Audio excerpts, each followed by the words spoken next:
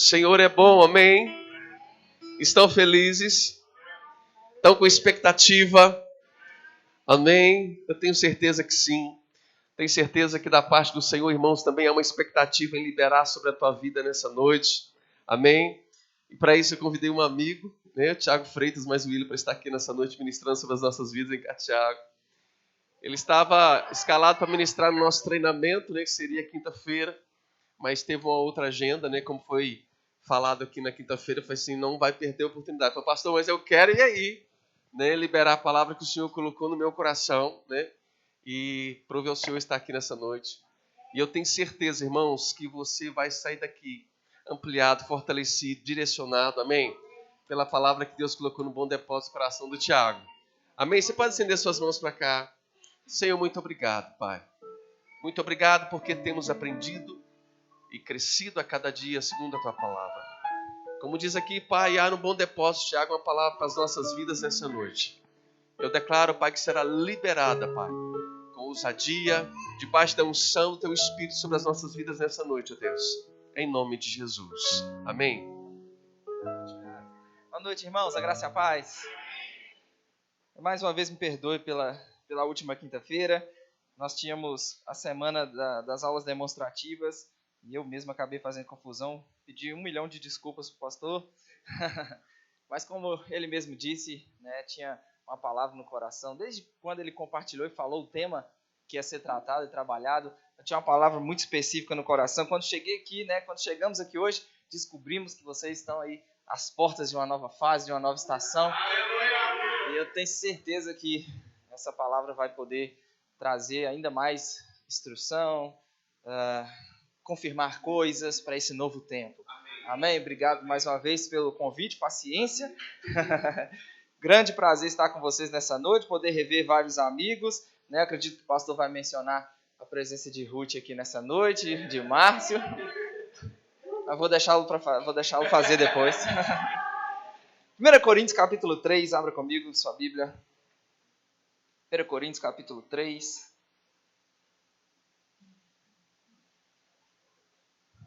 1 Coríntios 3, eu quero ler com você a partir do verso 1.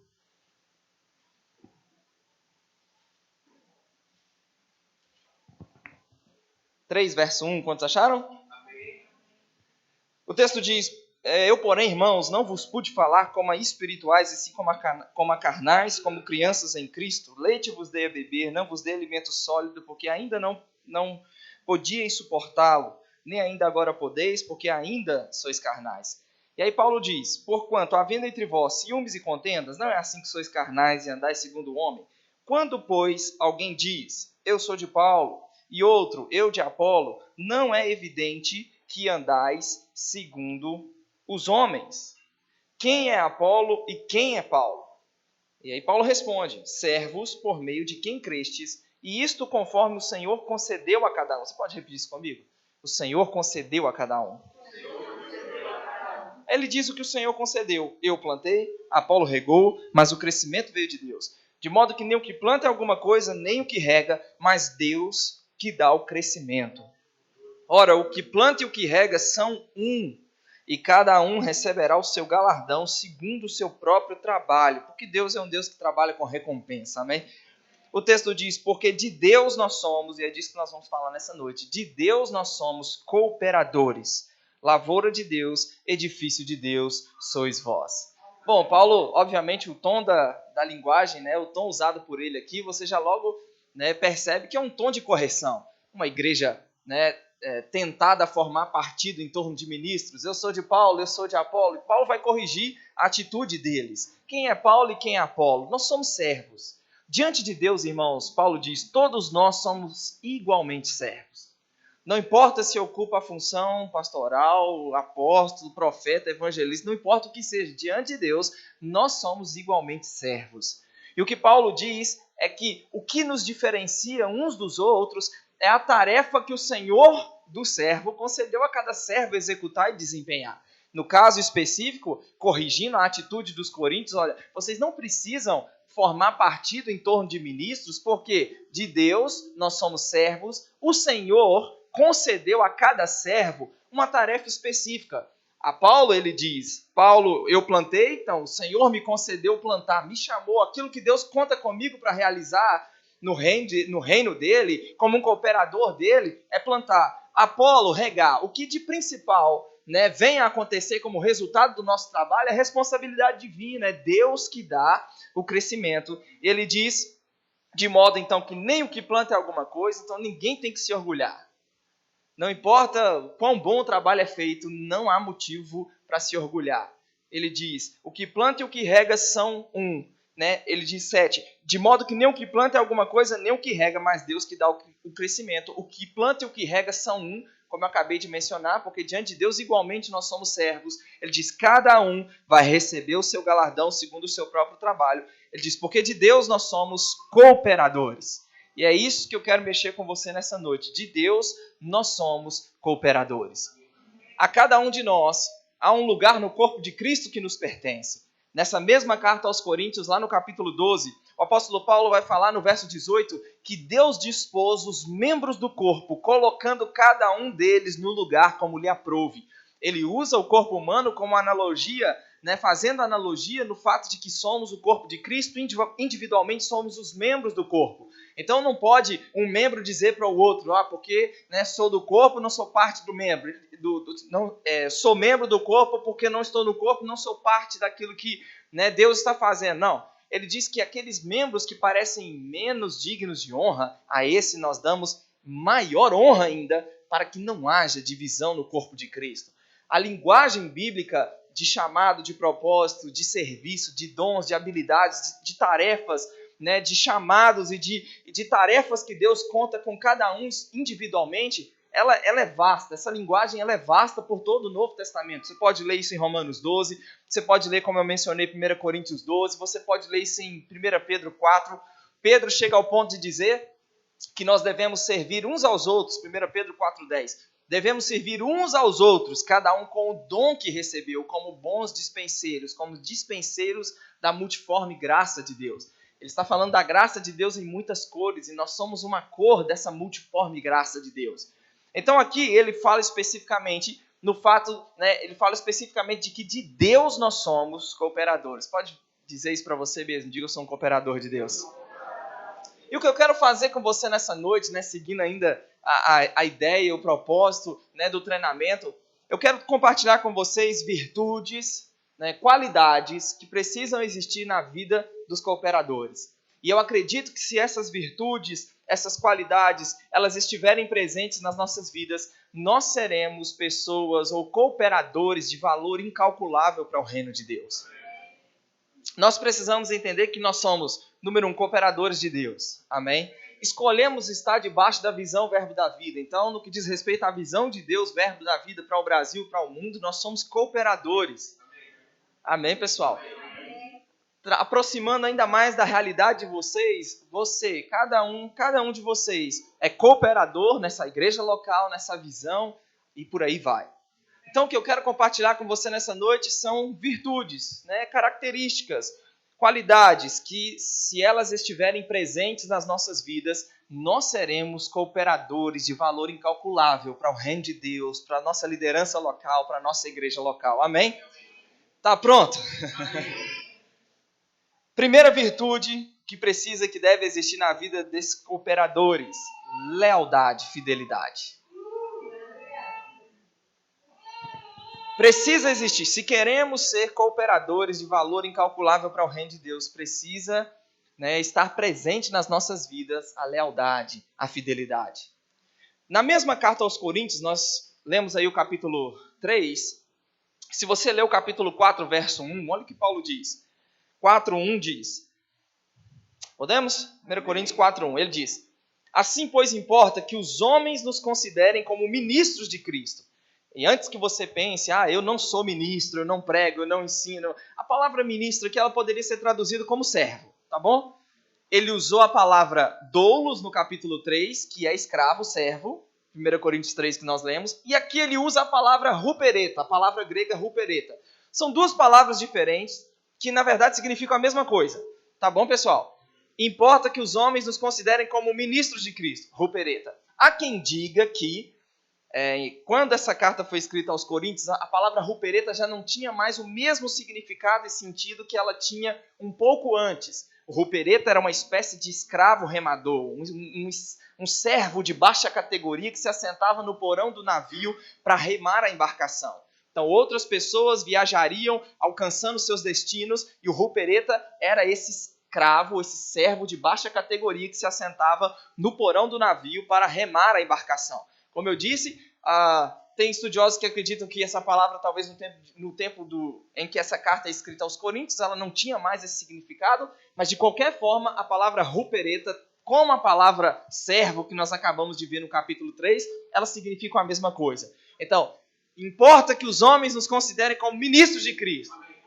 Não tira da sua mentalidade, ministro é pregador que está com o microfone, ou que tem um chamado para pregação, para o ensino. Tira isso da cabeça. A pregação e o ensino é parte do serviço. Amém, pessoal? Então ele diz, importa que os homens nos considerem como ministros de Cristo e dispenseiros dos mistérios de Deus. Ora, além disso, o que se requer dos dispenseiros é que cada um deles seja encontrado fiel. Aleluia. Ele diz, não é bom que ele seja encontrado fiel, requer dos dispenseiros que cada um deles seja encontrado fiel. E a palavra grega para fiel é a mesma palavra pistis, para fé, que nós conhecemos bem, é a mesma palavra grega. A palavra significa verdadeiro, de pessoas que se mostram fiéis na transação de negócios, na execução de comandos ou no desempenho de obrigações oficiais. Alguém que é fiel é alguém que é digno de confiança, aquilo em quem se pode confiar. A Bíblia mostra alguns exemplos de fidelidade de homens e mulheres de uns para com os outros. Por exemplo, Paulo menciona em Romanos 16, verso 3, o nível de fidelidade que Priscila e Áquila tinham para com ele e para com seu ministério.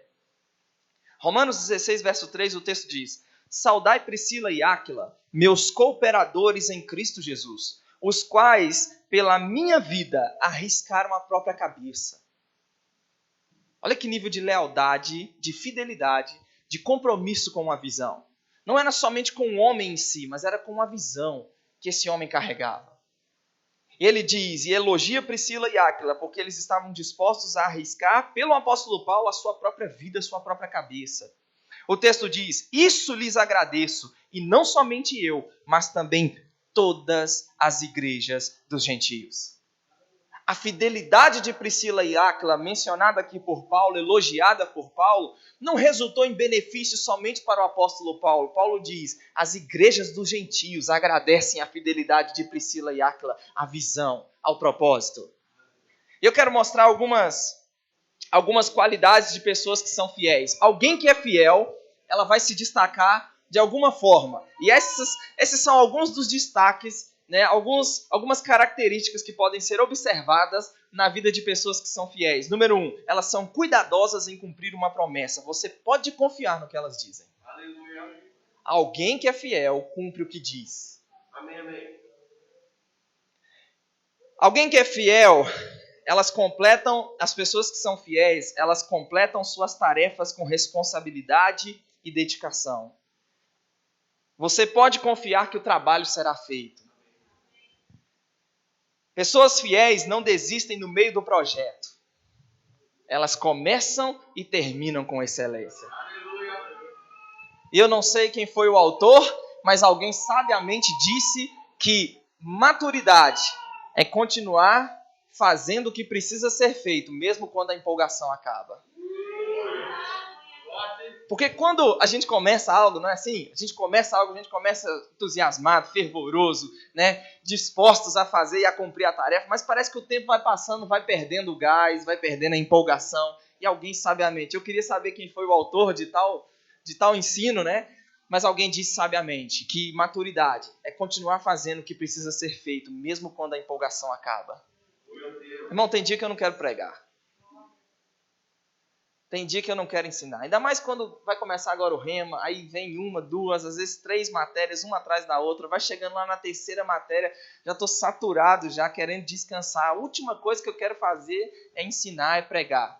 Mas a gente precisa fazer o que deve ser feito, independente das emoções, dos sentimentos, independente de sentir vontade ou não. Se eu e você nos comprometemos com aquilo, com uma visão, com aquele projeto, nós precisamos. E alguém que é fiel vai começar e vai terminar com excelência. Pessoas que são fiéis, elas são pontuais. Elas estão presentes nos horários determinados e elas terminam as tarefas nos prazos estabelecidos. Irmão, brasileiro, principalmente crente, tem um problema com o horário que eu não sei de onde vem. A Ruth pode testemunhar disso, lá na igreja eu levo a fama de que termino rápido as pregações, não é? Quando chega na igreja, quem vai pregar hoje? O Tiago, ufa, eu vou embora cedo. Irmão, se o pastor falar, a gente não combina horário, mas se o pastor falar comigo, você tem que me entregar 8h10. 8h10 o microfone vai estar na mão dele. Se tem que estar no lugar tal hora. Lá em casa não é assim, meu bem. A gente fala, ela já pergunta, que horas nós vamos sair? Porque na hora que eu falei que nós vamos sair naquele horário. Se tem que chegar em tal horário, nós vamos chegar em tal horário. Às vezes é melhor chegar um pouco antes. Mas a gente tem aquele hábito de 5 minutos atrasado, 10 minutos atrasado. Então, pessoas que são fiéis, elas são pontuais. Pessoas que são fiéis, elas são consistentes e constantes. Elas não estão bem um dia e mal no outro. Fiel, constante, consistente e constante. Amém? Pessoas que são fiéis, elas são honestas, elas são dignas de confiança. Elas não são pessoas dissimuladas. É difícil lidar com pessoa dissimulada. Pessoas que são fiéis, elas são honestas, elas são dignas de confiança. Amém? Infelizmente, algumas pessoas são reprovadas no teste da fidelidade porque elas não dão valor a pequenas coisas. Elas acreditam que quando grandes coisas chegarem às suas mãos, elas serão fiéis. Mas se não formos fiéis em coisas pequenas, nós não seremos em coisas grandes. Amém, irmãos?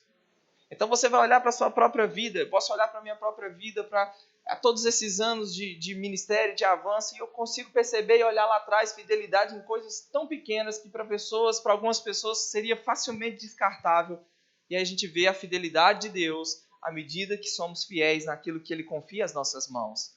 Amém, pessoal? Talvez as pessoas tenham aquela mentalidade, né? Eu não consigo, ser fiel em dízimo e oferta porque eu ganho tão pouco, vai faltar, não vai...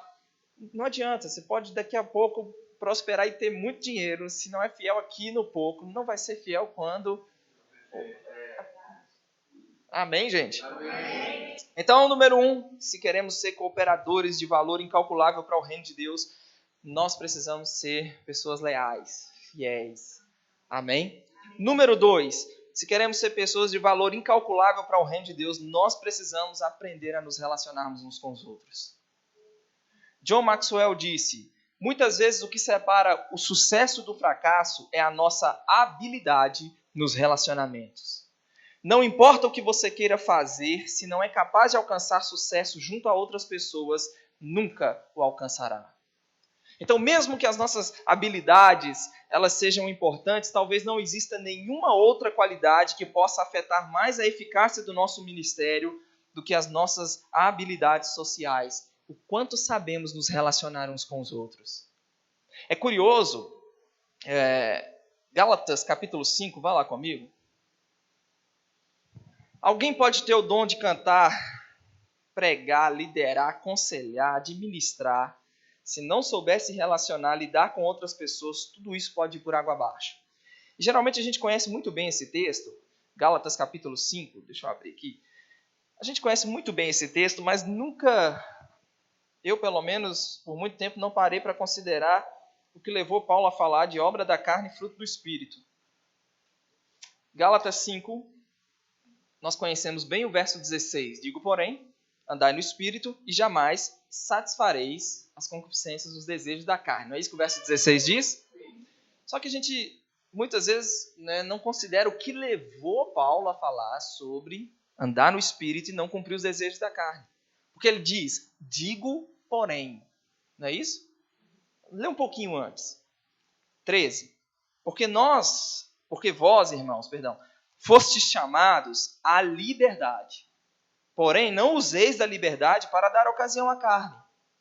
Sede antes servos, uns dos outros, pelo amor. Porque toda a lei se cumpre em um só preceito, a saber, amarás ao teu próximo como a ti mesmo.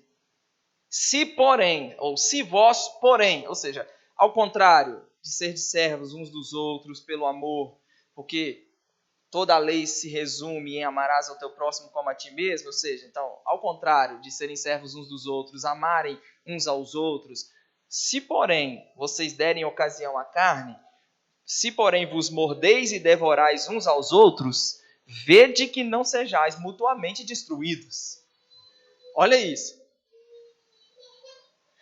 Do que ele está falando? Ao contrário de serem servos uns dos outros pelo amor, se vocês dão ocasião à carne, cuidado, vocês vão morder e devorar uns aos outros. Isso vai levá-los à mútua destruição. Aí ele diz o 16: digo, porém, andai no Espírito e jamais cumprireis os desejos da carne, ou satisfareis os desejos da carne. Quem está entendendo, pessoal?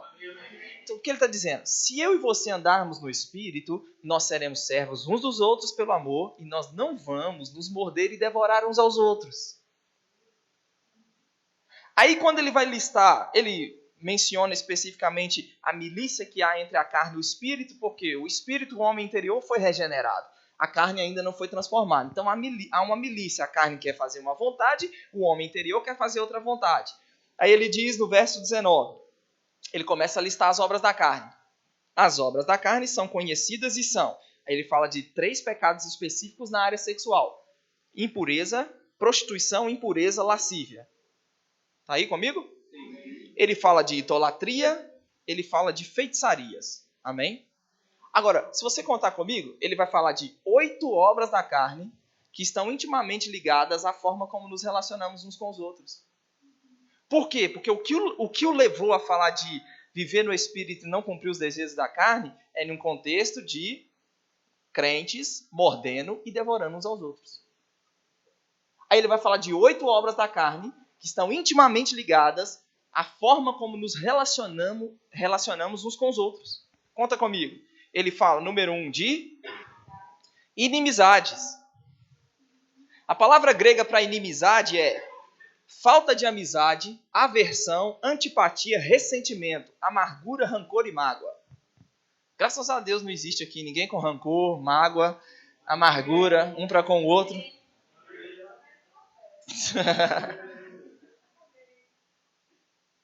Ele fala de porfias. A palavra grega para porfia, a palavra eris, significa discussão, contenda, polêmica, competição, luta por superioridade. 2, está contando comigo?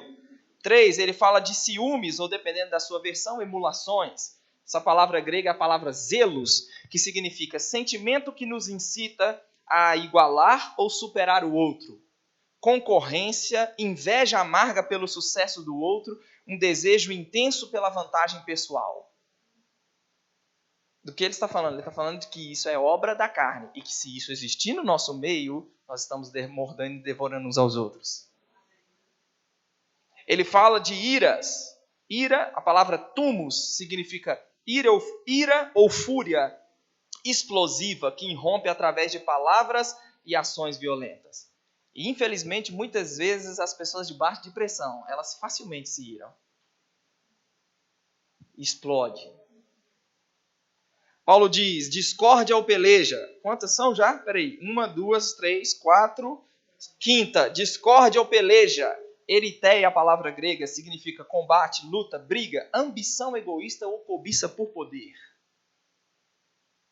A pessoa entra no departamento para servir, mas ela não entra no departamento para servir, ela quer aquela liderança. Eu vou fazer o que for preciso ser feito para chegar naquele lugar. Ambição egoísta, cobiça, busca por poder. Dissensões. A palavra dissensão significa desavença, divergências de opinião e de interesse. É por isso que Paulo começa a carta aos Coríntios falando, nós temos que falar todas as mesmas coisas, nós temos que estar unidos em uma mesma disposição mental, porque se não houver unidade, vai haver divisão. E divisão é um lugar que o diabo adora agir. Ele fala de facções, ele fala de invejas. E se você contou comigo aí, 8. 8 obras da carne né, que trata diretamente, que lida diretamente com a forma como nos relacionamos uns com os outros. Então, alguém pode ter o dom de cantar, pregar, irmão, pode liderar bem, o departamento pode ser um sucesso, mas se não souber se relacionar, tudo isso pode ir por água abaixo. Nós somos diferentes uns dos outros. Nós não somos iguais. Então, para um, né, vai precisar haver uma paciência maior, uma tolerância maior. E é assim que somos. Alguém sabiamente diz que a igreja é igual a Arca de Noé. Tem bicho de tudo quanto é jeito, fede. Mas é melhor estar lá dentro do que estar do lado de fora. Amém? Então nós precisamos, né, dar atenção e trabalhar, né, especificamente nos relacionamentos. Essa é uma outra virtude que precisa existir nas nossas vidas. Posso caminhar? Amém. Uma outra virtude que precisa existir nas nossas vidas, obviamente essa não poderia deixar de mencionar, é o coração de servo. Sabe, irmãos, às vezes algumas pessoas elas crescem um pouquinho e desenvolvem uma atitude de que se tornaram boas o suficiente para realizar determinada tarefa. Eu já passei dessa fase, isso não diz respeito mais, né? E isso não pode existir no nosso meio. Obviamente, eu entendo que com o crescimento da igreja, e você vai olhar isso, exemplos bíblicos disso, Atos capítulo 6, a igreja está crescendo. O povo está convertendo a rodo. Aí levanta uma discussão a respeito de entrega de cesta básica. Vou parafrasear e trazer para a nossa linguagem. Levanta-se uma discussão a respeito, né, de cesta básica. Aí, os apóstolos, eles não poderiam deixar a palavra e a oração para ir servir mesas. Então, fez-se necessário levantar pessoas para aquela tarefa específica. E a gente entende que com o crescimento, irmãos, realmente vai chegar um momento na caminhada em que a gente precisa se concentrar naquilo que sabemos que precisa ser feito. E que não dá para abraçar tudo, que não dá para fazer tudo, não dá, né? E eu vou chegar em uma das virtudes, que é ser o multiplicador, mas a gente sabe, chega um determinado momento da nossa caminhada, da nossa relação com Deus, onde a gente entende aquilo que Ele conta conosco para fazer, para realizar como um cooperador dele, que a gente precisa se concentrar profundamente naquilo que precisa ser feito. Amém. Agora, o problema não é esse. O problema é deixar de existir aquele coração de servo, aquele coração disposto a fazer o que for preciso. Vocês, né, vão para um novo prédio. Aí, porque alguém é líder, um exemplo, não é nada pessoal, tá bom? Pessoal da música, eu vou dar um exemplo da música. Não é porque eu sou agora um ministro de louvor que eu não vou poder lavar um chão se for preciso e necessário perto da mudança.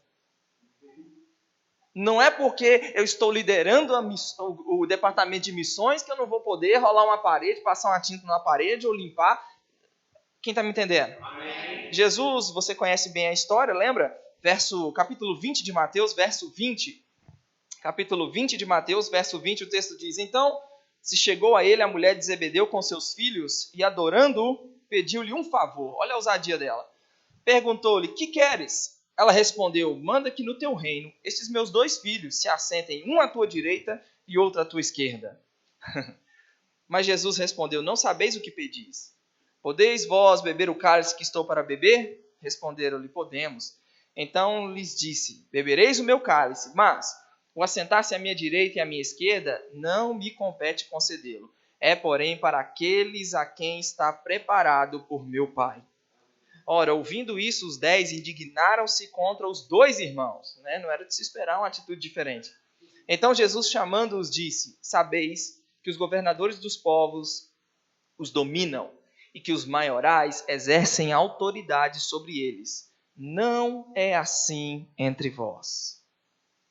Pelo contrário, quem quiser tornar-se grande entre vós, será esse o que vos sirva. E quem quiser ser o primeiro entre vós, será o vosso servo. Aí vem um tapa. Tal como o Filho do Homem, que não veio para ser servido, mas para servir e dar a sua vida em resgate de muitos. Sabe, irmãos, às vezes me chateia.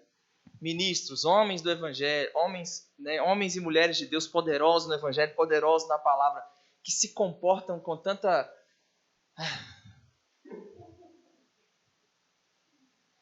Sabe, aquele orgulho, Isso não tem nada a ver com o Evangelho. Você vai olhar Jesus, ele na ceia com os discípulos, capítulo 13 de João. Ele tira a sua vestimenta, se cinge com a toalha, coloca água na bacia e passa a lavar os pés dos discípulos. Vai dar um mergulho lá no contexto histórico. Quem lavava pé? Escravo, servo. Lembrem-se que nós estamos falando de um mundo onde não tinha asfalto. Se viajava, andava-se muito a pé ou montado em animal. Não tinha sapato fechado como nós temos e conhecemos hoje, sandálias feitas de couro. Então, o pé todo sujo, empoeirado. Imagina quando seu filho, criança, talvez não sei se tem isso hoje, chegava da rua descalço.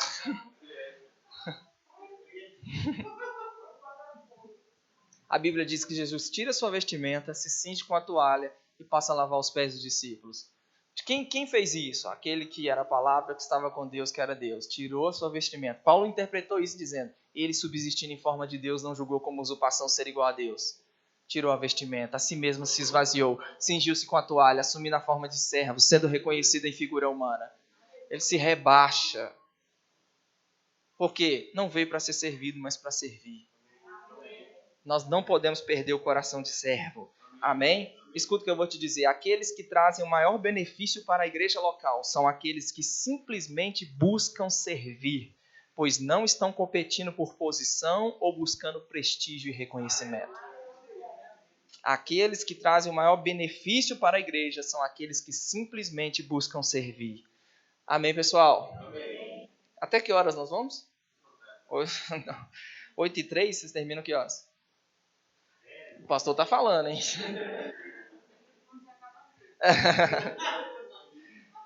Uma outra virtude que precisa existir nas nossas vidas, se queremos ser esses cooperadores de valor incalculável, nós precisamos ser enérgicos e entusiasmados com a visão que está sendo proposta. Imagina o pastor ter que lidar com um grupo de pessoas que são apáticas, letárgicas, vagarosas, indiferentes e abatidas.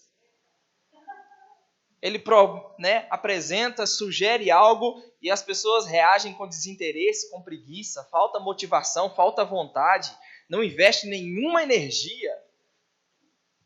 E pior aquelas que estão sempre dispostas a pegar carona no esforço dos outros. Só querem fazer algo se for convincente, confortável e fácil. E a Bíblia diz que Romanos 12:11, eu vou ler para você, não preciso você abrir. Romanos 12:11. Eu achava que esse texto estava falando sobre fervor de orar em línguas, buscar a Deus, mas não é disso que Paulo está falando. É curioso, olha só. Se você pegar o capítulo inteiro, 12, o capítulo inteiro ele vai falar sobre servir. Então, quem ensina, esmere-se em fazê-lo. O que exerce misericórdia, faça com sabedoria. O que contribui, faça com liberalidade. Então, ele está falando de dons, de servirmos uns aos outros com dons. Ele diz 12:11. No zelo, não sejais remissos. Sede fervorosos de espírito, servindo ao Senhor. Está falando de fervor para servir. Entusiasmo. Amém, pessoal? Demonstrar paixão, zelo, empolgação no trabalho que precisa ser feito. Pastor Marcelo todo ano apresenta a visão, traz a visão e apresenta e mostra, principalmente para o departamento que conduzimos, que eu e o Willa conduzimos na igreja, um departamento específico voltado para o treinamento de ministros. Então, todo ano ele tem um grupo de pessoas no coração, ele tem uma visão no coração, e sempre que ele apresenta, irmãos, a gente reage com entusiasmo, o trabalho é feito e a gente procura fazer bem feito do início ao fim. Como eu disse, não é aquela coisa que começa bem e termina avacalhado de qualquer jeito, seja o que Deus quiser. Não. Então, pastor, você seja fervoroso, entusiasmado no seu serviço ao Senhor, seja enérgico. Amém? Uma outra virtude, eu vou caminhar para encerrarmos, nós precisamos ser flexíveis e nos concentrarmos no crescimento. Diga comigo, eu preciso ser flexível e estar concentrado no crescimento.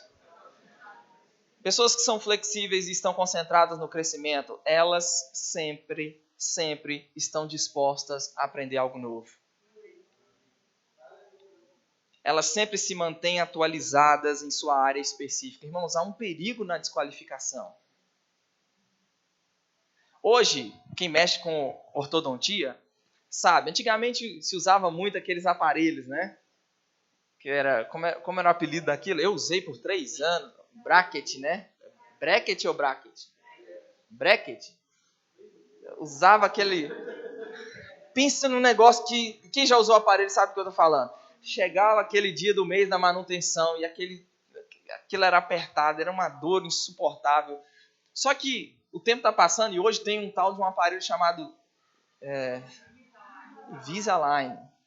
Agora imagina se um ortodontista ele para no tempo e ele não se atualiza, ele não busca qualificação. O que ele vai fazer? O que vai acontecer com ele? Vai perder dinheiro. Não é assim? Vai ficar para trás. Então nós precisamos entender que há um perigo na desqualificação. Você vai a um médico que você desconfia da qualificação dele?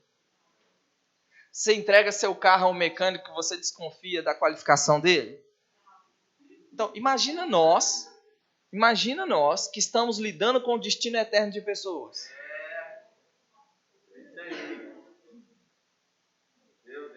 Irmãos, eu vou falar na nossa área específica, no nosso caso específico. A gente está sempre procurando crescer, sempre procurando comprar livros novos, ler coisas novas, entender, aprender, continuar crescendo. Amém? Eu não posso olhar para a minha vida há 10 anos atrás e acreditar que eu sou o mesmo pregador de 10 anos atrás. Não pode ser, tem que ter melhorado alguma coisa nesse tempo todo. Então, pessoas que estão flexíveis, estão concentradas no crescimento, elas sempre se mantêm atualizadas. Pessoas que são flexíveis, estão concentradas no crescimento, estão dispostas a corrigir e vencer fraquezas. Elas não possuem aquela atitude de que sabe tudo. É terrível lidar com pessoas que não têm a mínima disposição de te ouvir. Acha que sabe tudo, que a opinião dela é a última e a correta e ponto final. É difícil lidar com gente assim. Pessoas flexíveis que estão concentradas no crescimento, elas estão abertas a novas ideias e novas maneiras de fazer as coisas. Elas estão dispostas a sair da zona de conforto. Irmão, o mundo à nossa volta está mudando. Hoje em dia não se evangeliza mais, com todo o respeito, pelo amor de Deus, entenda o que eu vou te dizer. Hoje em dia não se evangeliza mais entregando panfleto na rua. Não é um método para o nosso tempo. O mundo está mudando, as pessoas estão mudando, a forma de enxergar o mundo está mudando. Hoje nós temos uma ferramenta poderosa, que é a internet. E nós podemos fazer uso dela para levar a palavra, para levar a mensagem. É uma das maneiras, somente uma das maneiras. Amém? Amém. Pessoas flexíveis, elas se adaptam a acontecimentos inesperados. Nem sempre tudo vai ser do jeito que nós planejamos, nos mínimos detalhes. E precisamos nos adaptar a acontecimentos inesperados. Pessoas flexíveis, concentradas no crescimento, elas se adaptam a outras pessoas. Você não pode formar uma equipe somente com pessoas que pensam exatamente como você, que são exatamente iguais a você. Tem que ter alguém que pensa diferente, tem que ter alguém que vai propor alguma coisa diferente, tem que ter alguém que vai enxergar e vai ter uma visão diferente. Se você olhar, né, eu vou falar da nossa realidade, tá bom? Se você olhar o pastor Marcelo é rodeado de pessoas que fazem coisas que ele não faz. Por exemplo, ele entrou e desde que lá atrás, ano passado, no mês de março, quando estourou a pandemia, fechou tudo, nós já tínhamos na igreja um trabalho com multimídia estabelecido, estava funcionando, mas veio a pandemia, igreja agora só online, culto só online, investimento e se rodeou e se cercou de pessoas que fariam aquele trabalho muito bem feito. E se você procurar saber lá, pessoas como Pierre, pessoas como Adalberto, pessoas como Felipe Wakeman, essas pessoas foram uma grande bênção e têm sido uma grande bênção para a igreja nesse período. Esses dias o pessoal lá, sexta-feira eu fui em Lagoa Santa, o pessoal estava tirando onda com o pastor Marcelo, que ele nem tinha Pix e nem sabia o que era isso. Mas você tem uma baita estrutura funcionando perfeitamente. Por quê? Porque ele está fazendo tudo e abraçou tudo? Não, por quê? Porque se rodeou de pessoas que poderiam auxiliar e que o auxiliaram nesse tempo. Então nós precisamos nos adaptar a outras pessoas, a que pensam de forma diferente, que vai levar a gente a ter uma visão diferente das coisas. Obviamente, se você é o líder, se você carrega a visão, tem coisas que serão inegociáveis. Amém? Agora, tem outras que aquela pessoa pode ser um instrumento, uma ferramenta de Deus para fazer com que o departamento e o trabalho avancem ainda mais. Amém, pessoal? Vamos caminhar para encerrar. Tem mais. Eu quero falar para aqueles que exercem um ministério de púlpito, pregação e ensino da palavra. Então, uma outra virtude que precisa existir, principalmente, né, na vida desses, exerça sabedoria em seu ministério de púlpito. E algumas regras, elas são importantes de serem lembradas. Não faça de sua missão consertar tudo que você pensa está errado na igreja. Recebeu uma oportunidade para pregar e ministrar, vou soltar tudo hoje, vou falar tudo que está errado. Não faça da sua missão consertar tudo que você pensa estar errado na igreja. Amém? Número 2, evite assuntos controversos que tenham a tendência de criar confusão ou divisão. Vou trazer a revelação nessa noite. O pastor que me aguarde, vai ficar no bolso. Conhece essa expressão? Conhece essa expressão? O pastor vai ficar no bolso hoje na revelação que eu vou trazer. E aí se embola todo, traz mais confusão do que abençoa o povo. Então evite assuntos controversos que tenham a tendência de criar confusão. Obviamente, há momentos em que a igreja precisa, e que o pastor, a liderança, precisa tratar de assuntos delicados e controversos. Amém, pessoal? Vai haver necessidade, né? Há momentos que haverá necessidade de que assuntos controversos sejam tratados especificamente para um grupo reservado de pessoas que fazem parte da liderança, mas se repousar sobre os seus ombros a responsabilidade, esteja firme, seguro do que vai ser tratado. Amém. Tá bom? Não seja chamativo, desejando ganhar popularidade ou criar um grupo de seguidores para você mesmo. Não permita que suba a sua cabeça quando alguém disser que prefere a sua pregação à do seu pastor. Sempre existirão pessoas que preferem um estilo ao outro, e isso não significa que você é mais ungido ou melhor pregador. Amém. Irmão, tem gente, é por isso que Pedro fala da multiforme graça de Deus, né? Tem gente que gosta de ouvir o pregador que grita, cospe, sobe na parede. Tem gente que gosta, se identifica. Agora, tem outras pessoas que se identificam com aquela coisa, né, construída, passo a passo, né? Não é assim que Roberto tem um chamado assim dessa forma, sabe do que nós estamos falando, né? Que constrói mesmo a mensagem, que vai de uma forma progressiva chegar a um determinado entendimento. Não tem gosto para tudo.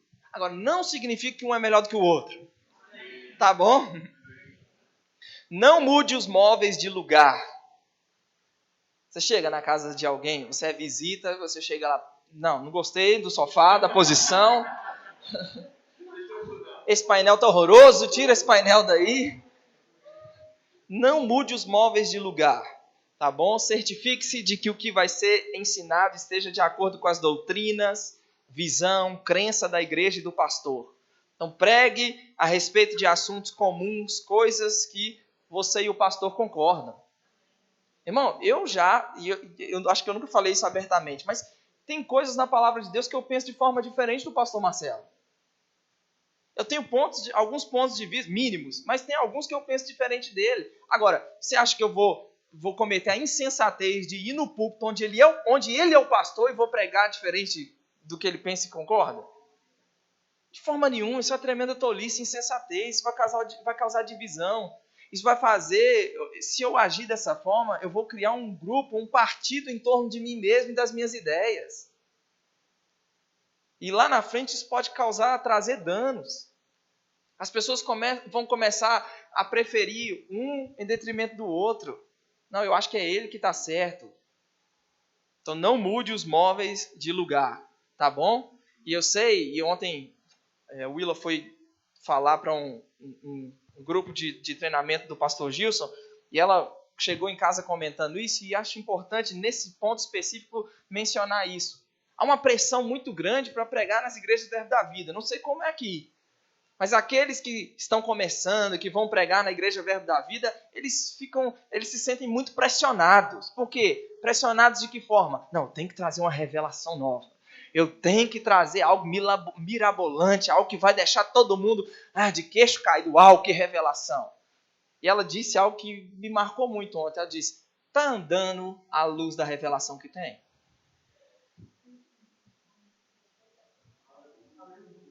Está praticando o que sabe?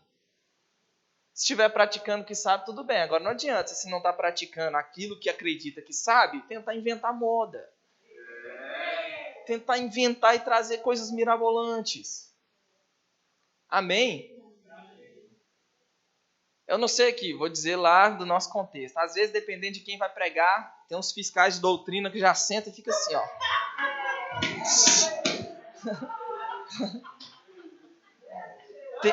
Tem os fiscais que já... Não é assim? Os fiscais já sentam e ficam assim, ó. Vai falar o quê? Deixa eu ver o que vai falar. Porque se é o pastor Marcelo, respeita. Se é o pastor Anderson, respeita. Se é alguém de fora, respeita. Mas se é alguém que a pessoa acredita que está no mesmo nível que ela, aí já tem aquela atitude. Isso não faz parte do reino de Deus. Isso não faz parte do evangelho. Não tem nada a ver com o evangelho. Nós deveríamos estar celebrando uns com os outros. O avanço, né? Coisa maravilhosa. Deus está usando aquela pessoa. As portas estão se abrindo para ela. Olha que palavra abençoada. Se houver algum deslize, alguma coisa, a responsabilidade é do pastor corrigir. É ele que carrega a visão. É ele que é o cabeça. Amém, pessoal? Amém. Então não mude os móveis de lugar. E último, se queremos ser cooperadores de valor incalculável para o reino de Deus, nós precisamos entender que ministério é baseado em exemplo.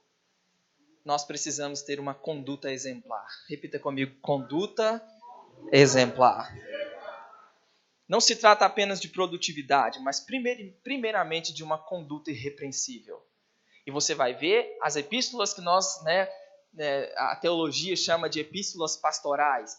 As 2 cartas de Paulo a Timóteo, a carta a Tito, você vai ver a linguagem de Paulo, as instruções de Paulo para esse filho na fé. Timóteo, ele ia assumir a responsabilidade, a liderança da maior igreja do primeiro século, que era a igreja de Éfeso.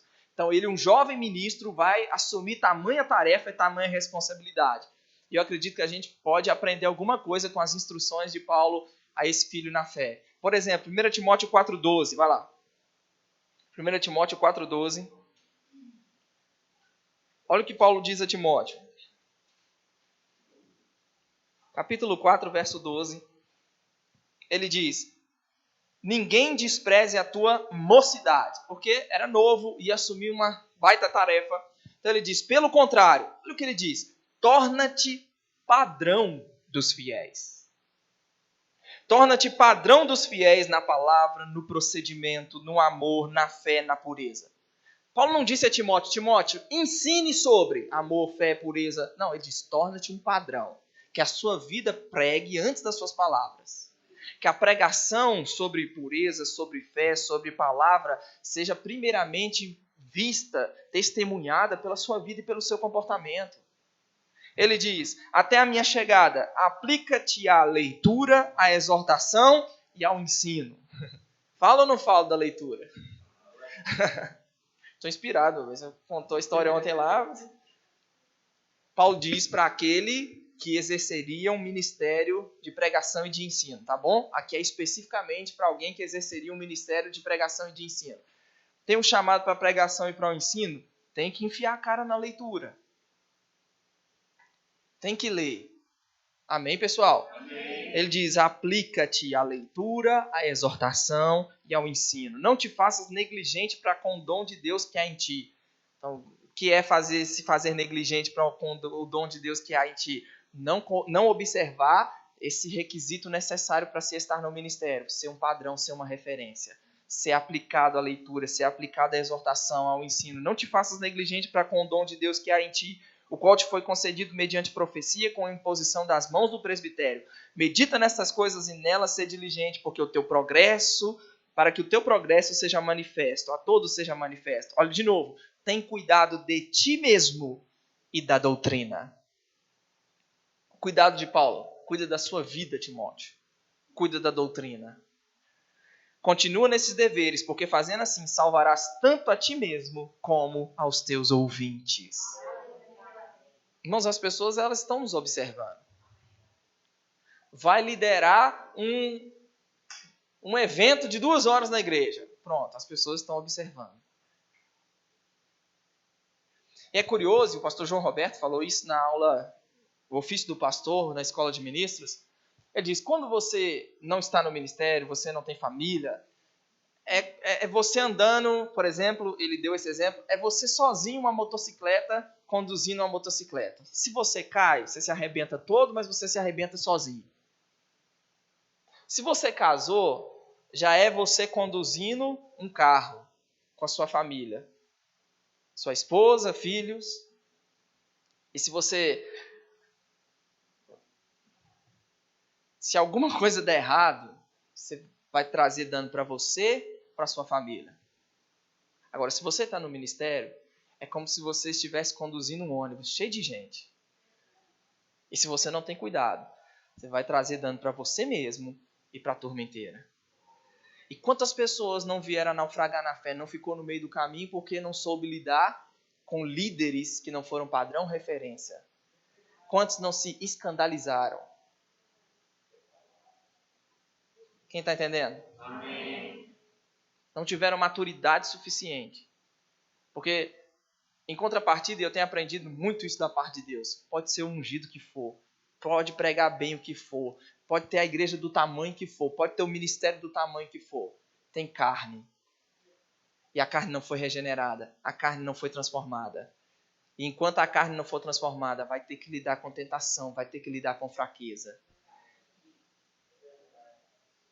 É por isso que Paulo diz para Timóteo, cuida de você. Cuida da doutrina. Quem recebe essa palavra nessa noite? Eu acredito profundamente. Eu não sabia da mudança, né?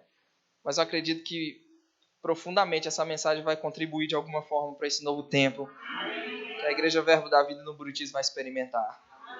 Se por um lado, escuta o que eu vou te dizer, se por um lado o líder é humano e imperfeito, quantos têm fraquezas? Quantos ainda não são perfeitos, não atingiram a perfeição? A gente tem fraquezas. Então, se por um lado o líder é humano e imperfeito, por outro ele carrega a responsabilidade de ser exemplo. De viver uma vida coerente com aquilo que se prega. Tal dualidade, ela precisa ser encarada simplesmente porque é bíblica e de proporções catastróficas quando ignoradas. Amém, pessoal? Amém. Nós não podemos oferecer ou tentar oferecer nada para alguém que não tenha sido primeiramente vivenciado por nós mesmos, incluindo o cuidado pessoal. Então eu acredito e oro que essa mensagem possa encontrar uma terra fértil no seu coração. Como o pastor orou no início, produzir a 30, 60 e a 100 por 1. Se você anotou e pegou aí, nem eu mesmo vou lembrar de qual todas elas, mas precisa. E se existir essas virtudes nas nossas vidas, seremos esses cooperadores de valor incalculável para o reino de Deus. Feche seus olhos, vamos orar. Pai, nós queremos te agradecer. Queremos te agradecer e à luz dessa palavra, diante